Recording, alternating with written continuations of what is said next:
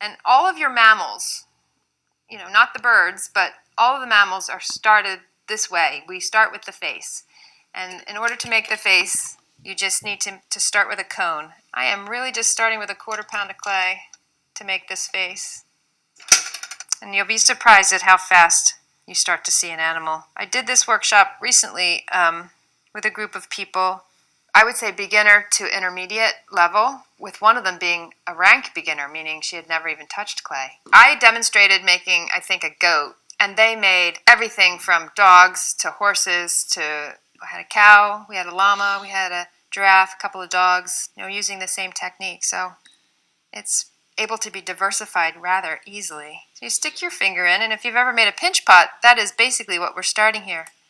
We're just going to thin that wall by inching my thumb up. I'm supporting with my inside finger, and by doing this I am lengthening this little piece of clay until I get all the way around to where I started, and I can feel that it's thinner. So I'm going around now and I'm just feeling where the thick spots are. If it got longer, in one area, that's going to be the top of your head. But just go around and try to even out that little pinch pot as best as you can. And so we start. One thing I do, until I'm completely conversant with an animal, I'll keep some reference material nearby so I can just take a peek at it for reference for the shape of, the proportions and eye sockets. And this particular book, An Atlas of Animal Anatomy for Artists, has a couple of the animals that I like to use. I also go to Google Images, or any image search engine is fine. And I download, sometimes I'll download close-ups of the snout or the hooves, the paws, hindquarters, close-ups so that you can really get in there and see what it is you're trying to make. So I'll just leave that reference material there and just take a peek at it from time to time. So one thing that jumps right out at me is that the nose is the farthest part of the snout that extends. And I do notice that the hair is a little, I like hares better than rabbits to make. The hair is a little bit less curvilinear. It's got a little bit more of an elongated face. Its ears they go on forever. They're just really enormous. So I'm shooting for something closer to a hare.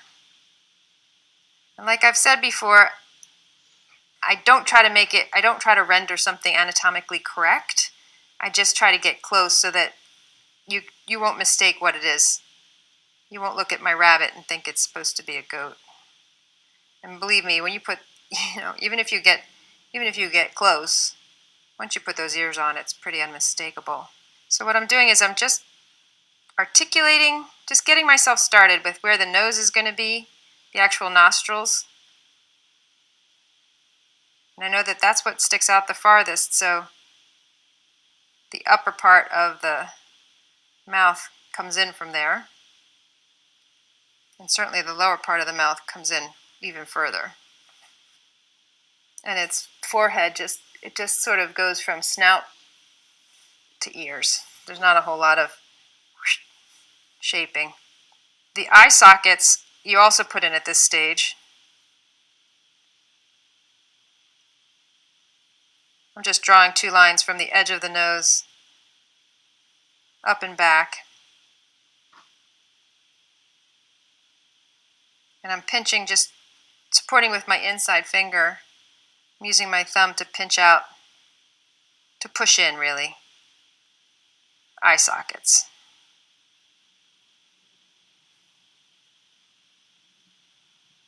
So I might even just go ahead and give it a more defined nostril. This is a Kemper tool, this wooden tool.